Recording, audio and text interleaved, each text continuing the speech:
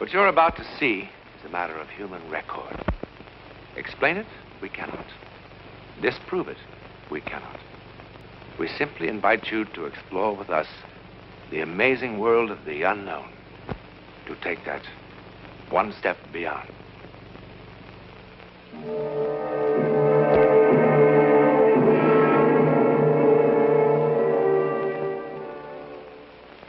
What you're about to see has haunted the minds of men for 40 years. A miracle or a soldier's fable? You decide. At 22:30 hours on the night of November the 14th, 1915, something happened in the war-darkened skies over Europe.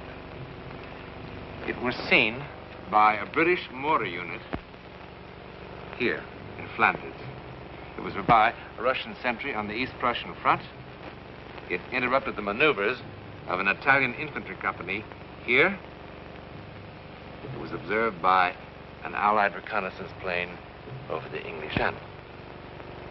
Thousands of soldiers from all the nations of Europe ultimately were involved. But in the beginning, there were only 4.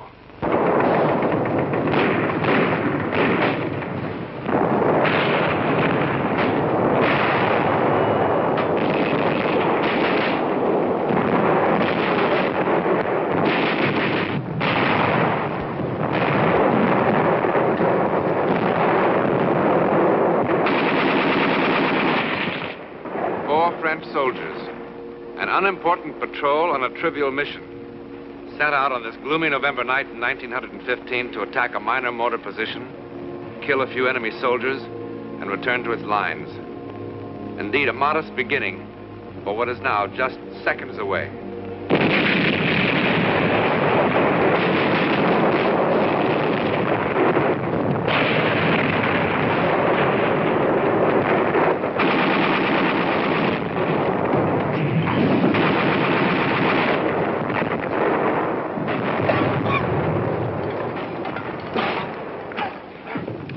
Think of all the pleasant things a man of my sensitivity could be doing tonight.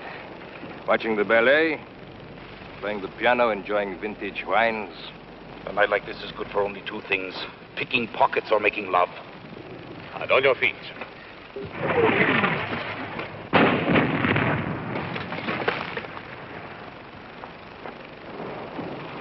On your stomach, on your feet, on your stomach, on your feet. Oh, what an unpleasant war. Those flares, do they mean they've seen us? Probably. What will happen? If they kill enough of us, the next ration of schnapps. If we kill enough of them, perhaps they let us take a bath. It must feel strange to kill for the first time. Strange. Actually, I enjoy it. Each time I kill, I think there's one less Boche between me and those lovely bottles of wine gathering dust in my cellar. When's that blasted thing going to fall? Probably hanging from a parachute. Where do you see a parachute? How can it just hang there? It's so bright. Come on. Burn up. Fall.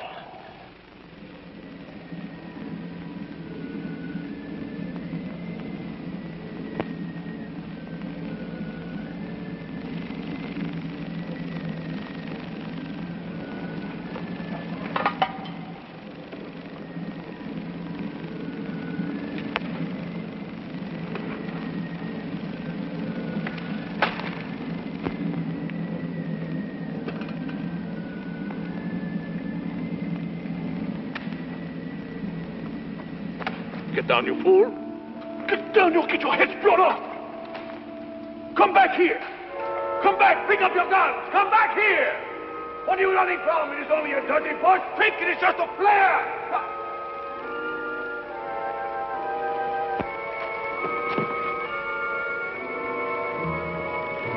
Oh, my God. My God.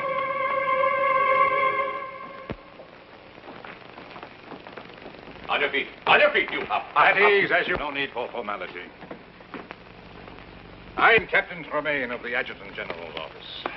I've Been appointed to defend you at your court-martial tomorrow. Tomorrow? What's the big hurry? It's the cooks they should court. They're poisoning the whole army. I don't know why they chose me. My practice was civil law. What do I know about a mess like this? It's reassuring to know that our defense is in such good hands. But there's not much of a defense, soldier. Obvious what happened. The charges say it all. Cowardice in the face of the enemy. Cowardice! It wasn't that at all. Quiet. Show respect. But I wasn't afraid. I mean, I was at first, but it wasn't that. Do you know who the prosecutor is? Major Lamar of the High Command, that's all. I've just been a captain for the last 2.5 weeks. I don't suppose the captain would be demoted if he should lose his case. Oh, don't worry about that. He'll lose all right. It's bang, bang, bang for us. Well, how can I win? It's all here in black and white. At a time when the Boche are defeating us everywhere, Lamar will eat me up alive. Well, I'll do the best I can. But you'll have to be absolutely honest with me. No need to hold back anything. Sergeant Vai, look at this record. I just don't understand it. The Croix de Guerre. What happened? How could a brave man like you run from the enemy? Ask the others. I'm asking you.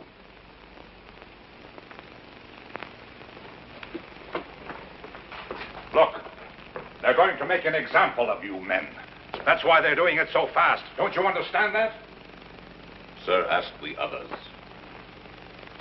I really don't want to ask any of you. I don't like to defend cowards. Why do you call us cowards? What did you want us to do? At first I was blinded by the light. I couldn't see anything. And then I wasn't in the shell hole anymore. I wasn't. I was home. Home? Yes. I was home. No, it wasn't my imagination. I was really there. It was morning. I was in the kitchen. Mama was pouring milk for breakfast. And Papa was putting on his working shoes and talking about the day's work. My little sister was there.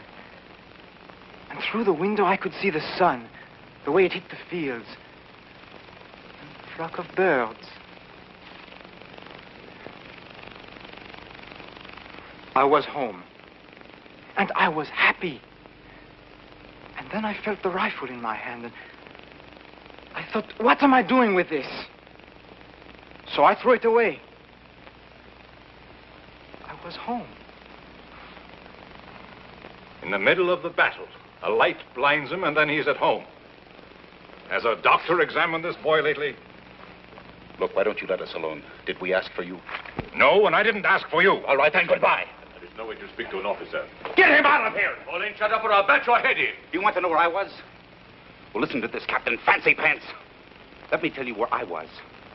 I was on the deck of the Montez, a rusty little freighter carrying pig iron from South America to Marseille. Flopped on the forward deck, just taking it easy. I never felt like that in my whole life. I was free. I could breathe. There was nobody in the world that I wanted to punch in the mouth. I wanted to stay like that for 100 years. A part of everything. Everything. Tell me I wasn't on that boat. And I'll make you eat all those pencils.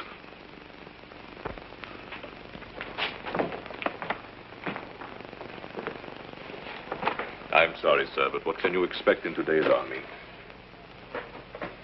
When that flare burst, I really didn't see a thing. Well, that's better. Then why did you run? Somehow the air had changed. It had become soft and warm like a summer's night. In November? Oh, Logic told me it was freezing cold. And yet I felt a warm breeze on my face, and my feet were no longer cold. And the air was suddenly filled with all sorts of remarkable scents. Tangerines, night flowers, dust, the way it settles after it's been watered down. And I think even incense. The kind my aunt used to burn under her favorite saints in church. Feast of odors. After the stink of war. I felt an exaltation. A love of life. And the gun in my hand suddenly... Well, it suddenly felt obscene.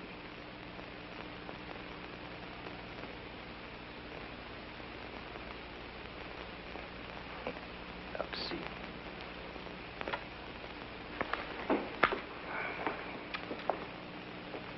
Sergeant, sometimes on a patrol, it's no secret, the men take along a little brandy in their canteens to keep warm. Ha! Now we were all drunk. You're all talking like drunks. Nobody had a drop. What did you see, Sergeant? I'm going to look like the world's biggest fool. I was in the kitchen. Mama was pouring milk. I was on a freighter, carrying pig iron. Like incense my aunt used to burn under her favorite saint. They'll laugh me right out of the courtroom.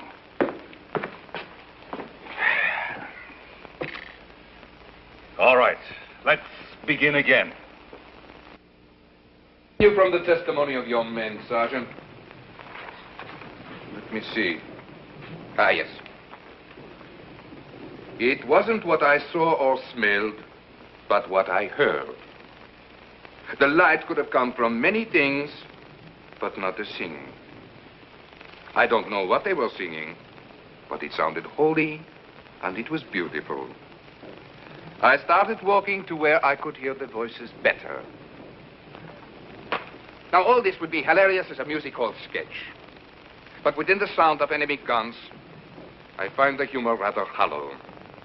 And I am more than a little surprised that the defense counsel would insult the intelligence of this court by introducing such trash as evidence. It's what the men told me.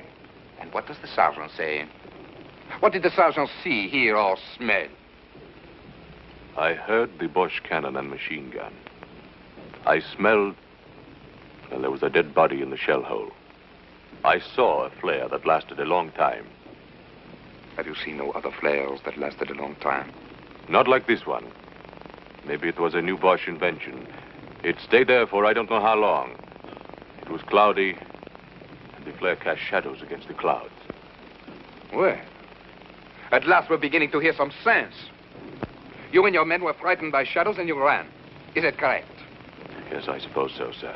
Well, we should thank the sergeant for putting an end to all this nonsense once and for all. You're excused. Thank you, sir. One moment. The defense counsel has already questioned the witness. Just one more question, sir. You agree with Major Lamar that you and your men ran from the enemy? Well, sir, there was this shadow. You saw the shadow and you and your men ran. That's what you just said, correct? Yes, sir. Then I charge you with perjury. What else could it have been but a shadow? I am referring to this. On the direct examination, you said, here we are, we walked back to our lines. That's right. What's right? Walked or ran? If I may say so, the distinction is a small one. Sir, these men are on trial for showing cowardice in the face of the enemy. A coward does not walk. Walking made them heroes? Would you have the courage to walk across a battlefield? I beg your pardon, sir. I know that I would not have such courage. I admit I am as confused as anyone by the testimony of these prisoners. When I first talked to them, I thought they were trying to make a fool of me. And what made the captain change his mind? Nothing, but that there's an incredible sincerity about these men. It has been my experience that men on trial for their lives are always incredibly sincere. Nevertheless, I insist that the records show that they walked. That the aforementioned soldiers are guilty of having shown cowardice in the face of the enemy. And by a unanimous vote, this court condemned them to the penalty of death by shooting, as provided for by the Code of Military Justice. This court is adjourned. Right. Face. All right. Look.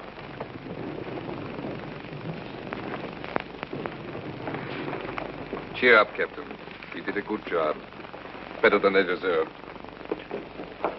Are you sure that's all it was, sir? All what was? I mean what the sergeant said, that the shadow was caused by a flare. Of course. The rest is rubbish. Be sensible. What else could it have been?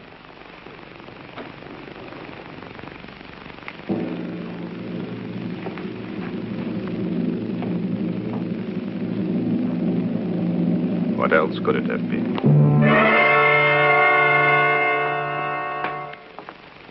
Good morning. Is it? It's difficult for us to tell down here. I'm going to see the commanding general and try to get a stay of execution. You don't sound hopeful. I'll do my best. I think you will. And that's most curious. Why? I'm a lawyer, that's why. When you first came down here, you wanted to spit in our eye. But in the courtroom, and now. And don't tell me you actually believe our outrageous stories. I don't know what I believe. Anyhow, while I'm in town, I could mail your letters if you wish. When do they get rid of us? It's scheduled for 1400 hours.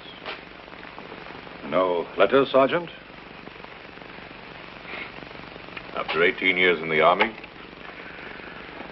I've nobody to write to, sir. Sergeant. Is that all it was? Just a shadow?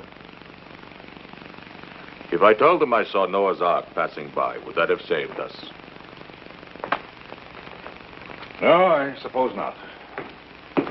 Oh, Captain, you could do me a favor. When you go into town, you could get me a bottle of good cognac. Something really first-rate, I mean. I would like to have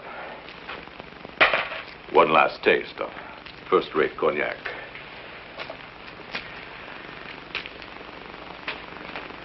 Of course.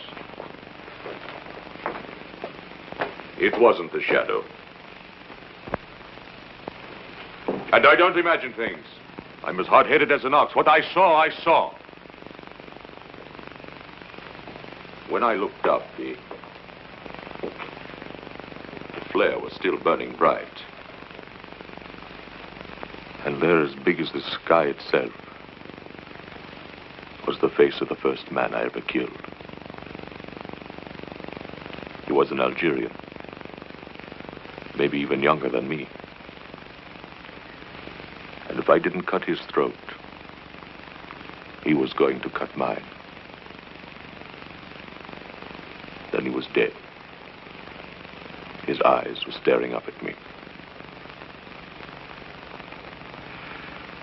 That's what I saw. That Algerian kid. And you know how he looked? And if he was saying, "It's all right, my friend. It wasn't your fault."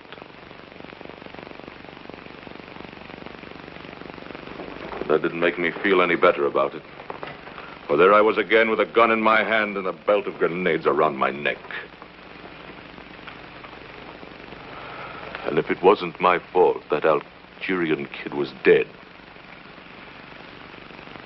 well, then whose fault was it? Do you think I would say something like that in court and let them laugh at me, too?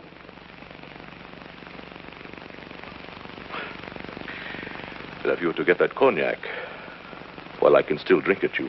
Better hurry, sir.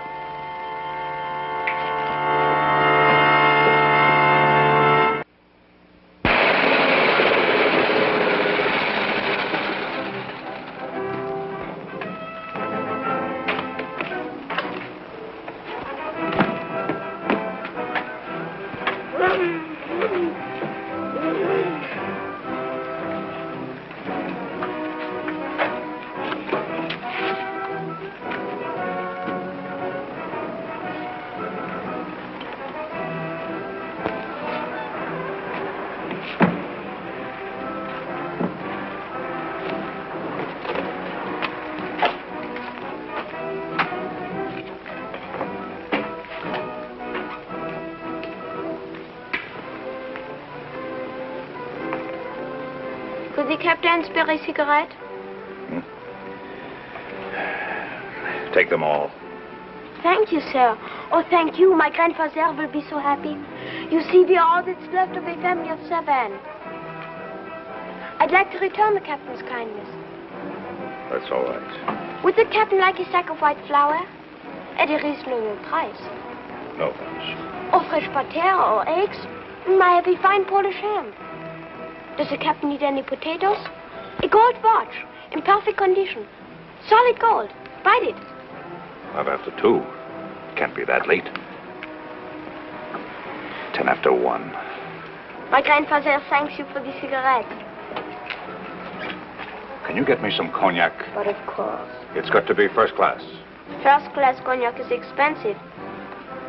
Doesn't matter. I'm not bringing them anything else. Pardon? I've got to have it right away. Have to be back at the prison before 2 o'clock. Our house is at the edge of town. Get in. I'll direct you.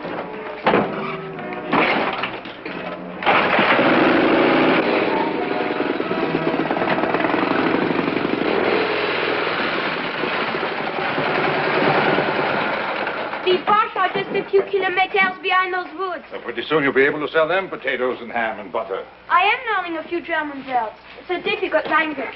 I'm sure. The cognac is in the cellar. I'll get it.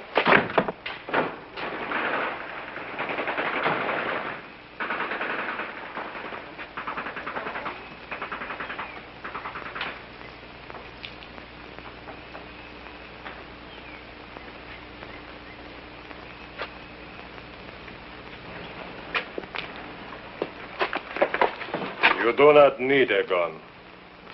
I threw mine in the river. I've been walking through the trees for I don't know how long. I'm tired. Very tired. For me, the war's finished. Let someone else call Reddy, Abe. And let someone else call fire. And let someone else watch 10 young soldiers of the fatherland fall dead on the parade grounds. What? Warning to cowards, says the field marshal. An example. Let someone else do it. What are you talking about? What if they were telling the truth? What? Cowards. They didn't look like cowards. What are you talking about? What if each one really did see something? See something? What?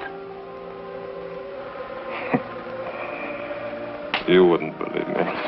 See something? What? Where? What? There will be no execution until further notice. I'll give you my reasons later. Yes, I sent you an official order. When were you meant to be executed? Sometime late today. Operator. I want to talk to someone in the International Red Cross. Someone with authority to contact the German commander of this sector. Hurry. This is an emergency. Of everything that happened, perhaps the final miracle was the chance meeting of 2 enemy soldiers because a sergeant wanted a taste of cognac. Within 24 hours, similar reports were coming in from all over Europe. Actually, no one was ever sure of what happened in the sky that dark November night. Ours is one version of the story. There are many others. But the one fact to remember is that more than 1,000 men did see or sense something. In any event, it is a matter of public record that for a while, men could not kill each other. And in the end, if all else is false, that is miracle enough.